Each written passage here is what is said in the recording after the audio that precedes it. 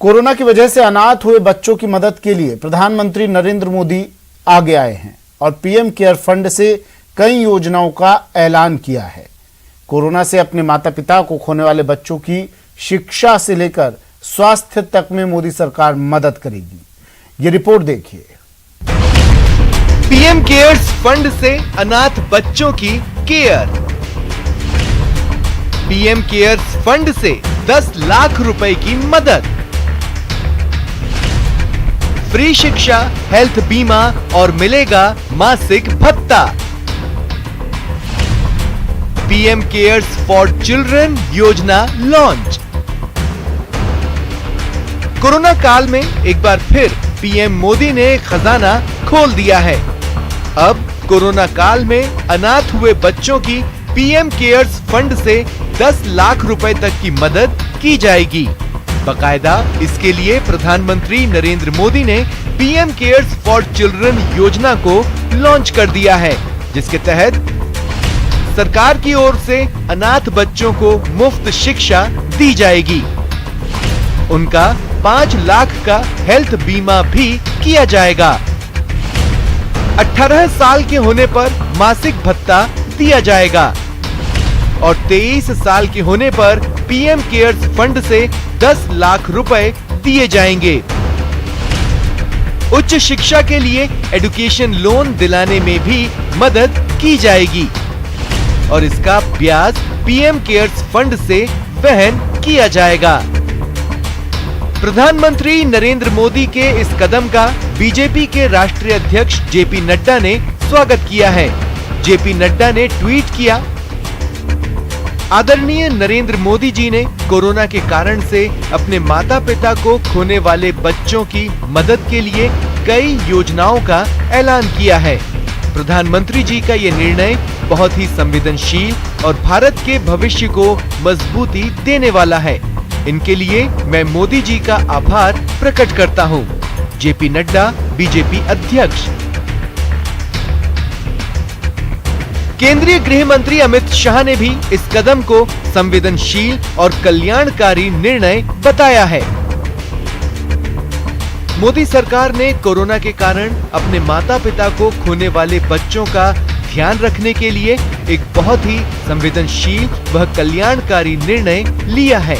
PM cares fund से उनकी शिक्षा, स्वास्थ्य और 10 लाख रुपए की आर्थिक सहायता सुनिश्चित करने पर नरेंद्र मोदी जी को साधुवाद देता हूं। अमित शाह, केंद्रीय गृह मंत्री।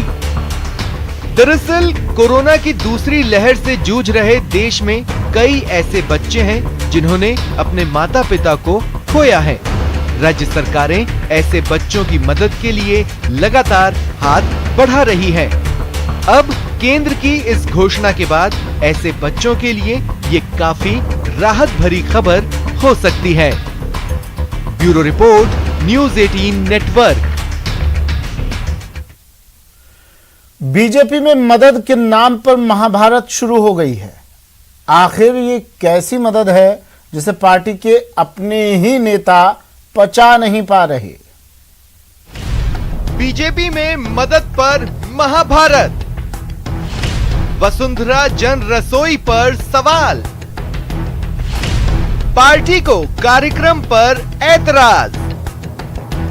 प्रदेश की मुख्य विपक्षी पार्टी बीजेपी में गुटबाजी चरम पर है। एक तरफ पार्टी लाइन पर काम करने वाले नेता हैं, तो दूसरी तरफ पूर्व मुख्यमंत्री वसुंधरा राजे के समर्थक। दरअसल इस बार पार्टी की नाराजगी इस तस्वीर को लेकर है। कोरोना काल में राजे समर्थकों ने वसुंधरा जन रसोई के बैनर तले गरीबों की मदद का पीड़ा उठाया है। जगह जगह राजे समर्थक बेसहारा लोगों को 2 वक्त का खाना खिला रहे हैं। वसुंधरा के कट्टर समर्थकों में से पूर्व विधायक प्रहलाद गुंजल का कहना है कि इंदिरा रसोई योजना से गरीबों को 2 वक्त का खाना नसीब नहीं हो पा रहा, इसलिए पूर्व मुख्यमंत्री के आह्वान पर वसुंधरा जन रसोई की शुरुआत की गई है। वसुंधरा जन रसोई कार्यक्रम पूरे राजस्थान में कोरोना काल में अब जब तक लॉकडाउन रहेगा प्रभावी रूप से चलेगा। राजस्थान की जनता ठगा सा महसूस कर रही है और वो अपनी जननायिका आदरणीय वसुंधरा राजे जी को तुरंत सत्ता में वापस लाने के लिए अब आतुर है। आने वाला समय इस बात को स्पष्ट कर देगा। राज्य समर्थक भले ही इसे मदद बता रहे हों, लेकिन बीजेपी को अपने ही नेताओं की मदद में सियासत नजर आ रही है। पार्टी ने वसुंधरा जन रसोई कार्यक्रम और बैनर पर सवाल खड़े किए हैं। पार्टी का कहना है कि बीजेपी के बैनर तले ही ऐसे कार्यक्रम किए जा सकते हैं। भारतीय जनता पार्टी ने सीधा कहा हुआ है कि भारतीय जनता पार्टी के बैनर तले ही ये कार्यक्रम होंगे और उसमें भारतीय जनता पार्टी का बैनर होगा। सेवाई संगठन है, हमारे राष्ट्रीय नेताओं के फोटो हो सकते हैं, प्रधानमंत्री जी के फोटो हो सकते हैं, राष्ट्रीय अध्यक्ष जी के फोटो हो सकते हैं, प्रदेश अध्यक्ष जी के फोटो हो सकते हैं और लोकल कार्यकर्ताओं के फोटो हो सकते हैं। इस प्रकार से इस कार्यक्रम को अंजाम दिया है। परंतु कुछ लोग बिना बैनर के भी काम कर रहे हैं।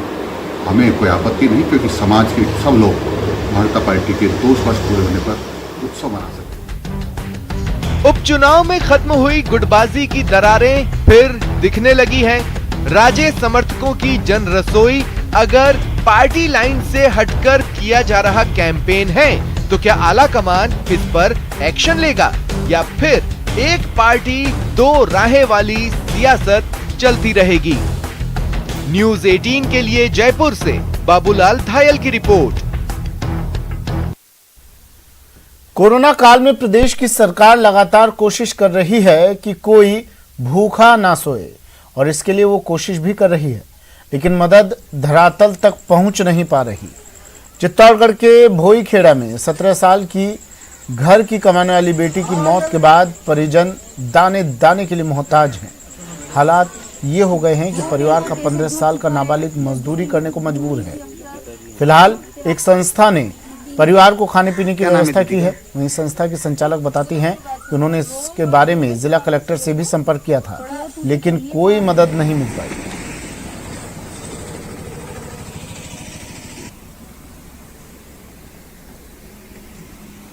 मैं अभी कमटाने कर रहा हूँ, जैसा हो रहा है ऐसा कर रहा हूँ। मैं पहले दीदी क्या करती थी? दीदी काम पे जाती थी। कितने साल की थी दीदी जब डेथ हुई?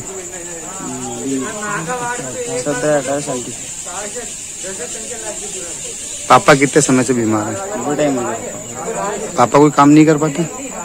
ये मैंने प्रशासन से करीब 2 बार जाके इस कोरोना स्थिति में मैं उस बेटी को ले गई और मैंने प्रशासन से अवगत कराया कि आप इसे खाद्य सुरक्षा में या जो भी जो राशन में जो भी सुविधा होती है वो इनको सुविधा करवाए, लेकिन उसमें कोई प्रशासन द्वारा सहयोग नहीं मिला और ये बच्चे आज भी वंचित है उससे। अब राशन की व्यवस्था आपने कैसे की है? मैंने भी कई ऐसे संस्था वाले हैं और इधर उधर से मैंने भी इधर उधर से जुटा के और जो भी मेरे ऑनलाइन प्लेटफॉर्म के माध्यम से जो पैसा बना मैंने वो पैसा जुटा के ऐसे परिवारों को मैंने सहयोग कर रही हूँ। दावे मदद के हैं, बातें मदद की कही जा रही है, लेकिन चित्तौड़गढ़ की ये तस्वीर साफ करती है कि आज भी जिन लोगों को मदद की जरूरत है धरातल पर उन लोगों तक मदद नहीं पहुंच पा रही है। इसे चाहे सिस्टम की कमी कही जाए या फिर लापरवाही, लेकिन हालात जो है वो साफ तौर पर जाहिर करते हैं कि जरूरतमंद आज भी मदद की इंतजार में आंसू बहा रहे हैं और उनके आंसू सरकार से सवाल पूछ रहे हैं कि आखिर सरकार है कहाँ। और जिस तरह के आरोप इस पूरे मामले में लगे हैं वो भी कहीं न कहीं सवालिया निशान खड़े करते हैं और ऐसे में ये कहा जा सकता है कि अंधा मांगते रेवड़ी फिर अपनों को दे। सुभाष बैरागी, न्यूज़ 18 राजस्थान के लिए चित्तौड़गढ़ से। और अब बात कोरोना काल में मानवता की मिसाल की। कोटा में जब परिवार के सदस्य और रिश्तेदार कोविड के डर से अपनों का अंतिम संस्कार करने से कतरा रहे थे, ठीक उसी वक्त देवदूत बनकर आए हैं 4 युवक जो धर्म और मजहब से ऊपर उठकर शवों का दाह संस्कार कर रहे हैं।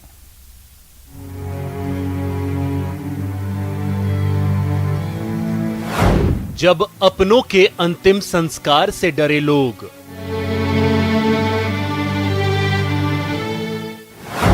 शमशान से भाग खड़े हुए रिश्तेदार,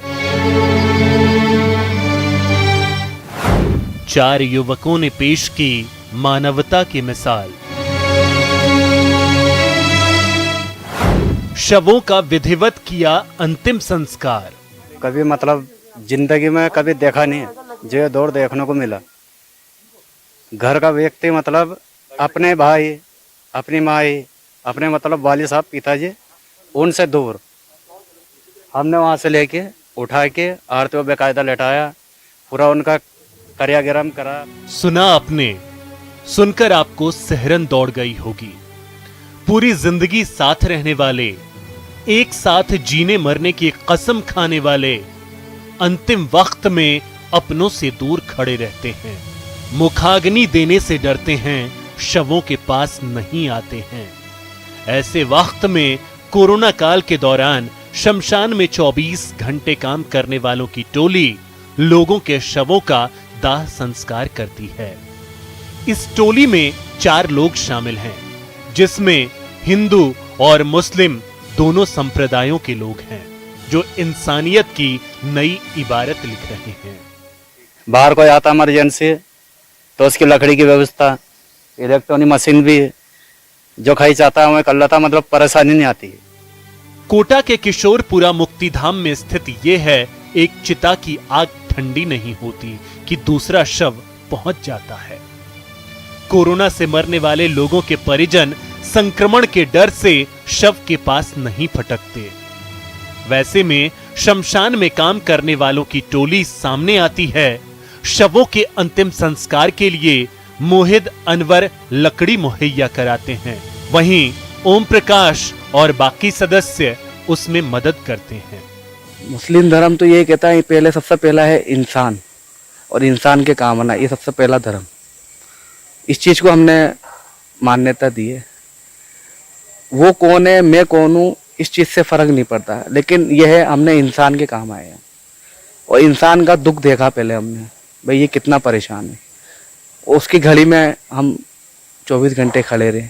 कोरोना संक्रमण से लगातार लोगों की मौत हो रही है और उन्हें अंतिम संस्कार के लिए शमशान में लाया जा रहा है, जहां इंसानियत के मिसाल बने मोहित और ओम प्रकाश जैसे लोगों की टीम चिता सजाने से लेकर लोगों की आत्मा को परलोक भेजने के लिए अंतिम संस्कार में 24 घंटे जुटे हैं। यही हमारे मुल्क की ताकत है कि कोरोना कितना ही भयावह और कितनी इंसानियत को चुनौती क्यों ना दे दे, हमारे यहाँ पर इंसानियत की मिसाल देने वालों की बेशुमारियत है और यही बेशुमारियत हमारे मुल्क की ताकत है। सहयोगी मुकेश के साथ शाकिर अली, न्यूज़ 18 कोटा। मरुधरा के कई इलाके ऐसे हैं जहां लोग पानी की बूंद बूंद के लिए तरसते हैं। ऐसी ही तड़प पिछले 3 साल से जैसलमेर के एक इलाके में देखी जा रही है। एक तरफ नौतपा ने परेशान कर रखा है, दूसरी तरफ प्यास ने। ये रिपोर्ट देखिए। जमीन तप रही है, सूरज आग उगल रहा है और मई जला रहा है। ऊपर से जल का अभाव। लोग पूछ रहे हैं जाएं तो कहां जाएं। ये जैसलमेर का सम क्षेत्र है। यहां का वही अमीर इलाका जो 200 करोड़ का सालाना पर्यटन व्यवसाय करता है, लेकिन इस इलाके में पानी की गरीबी है। कमाल की ढाणी के बाशिंदे पिछले 3 साल से बूंद बूंद के लिए तरस रहे हैं। एक विभाग से दूसरे विभाग के चक्कर लगा रहे हैं, लेकिन समाधान के नाम पर बस आश्वासन मिल रहा है। 3 साल से पानी नहीं मिल पा रहा। ग्राम पंचायत सम में, सगरों की बस्ती सम में हमारे कमाल की ढाणी है, वहाँ पर पानी की अव्यवस्था है। माल मवेशी वो भी बिल्कुल मर रही है, गाय है, बकरी है, भेड़ है, और हमारे लोगों को बहुत पानी की परेशानी हो रही है। करीब 6 साल से यहाँ पर पानी नहीं आ रहा है, बहुत दिक्कत हो रही है। हम लोगों ने 2-3 साल से अप्लाई भी किया, लेकिन वहाँ पर कोई हमारी व्यवस्था नहीं हुई है। गर्मी में यहाँ की हालत और ज्यादा खराब हो जाती है। गांव में पानी की टंकी, पेयजल स्रोत, पशु खेली सब सूखे पड़े हैं। पानी की मजबूरी का आलम ऐसा कि ग्रामीणों को 25 किलोमीटर दूर से टैंकरों के माध्यम से पानी मंगवाना पड़ रहा है, वो भी महंगे दाम पर। हमारी पानी की समस्या है बहुत। 50-60 घर की बस्ती है और वहाँ 25-30 किलोमीटर नहर से पानी लाना पड़ता है। यहाँ पानी नहीं है। यहाँ सम गांव में टैंकरों में पानी नहीं आता है, वो वहाँ से जाना पड़ता है, नहर से पानी लाते हैं। जल की सप्लाई के लिए कई योजनाएं बनी जरूर, लेकिन जमीनी हकीकत कुछ और है।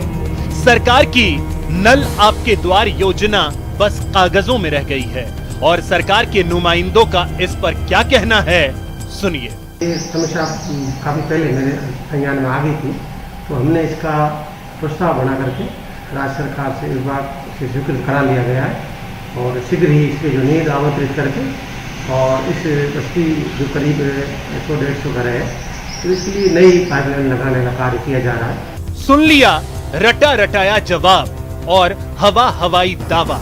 स्याह सच तो मौजूदा सवाल है कि ये प्यास कब बुझेगी, कब स्वर्ण नगरी जल के मामले में अमीर बन पाएगी। जैसलमेर से न्यूज़ 18 के लिए श्रीकांत की रिपोर्ट। गर्मी से निजात के लिए लोग अपनी जीवन शैली बदलते हैं, अपना खान पान बदलते हैं, लेकिन जलती चुभती गर्मी से पार पाने के लिए बाड़मेर के इस शख्स ने जो किया वो बिल्कुल अनोखा था। ये रिपोर्ट देखिए।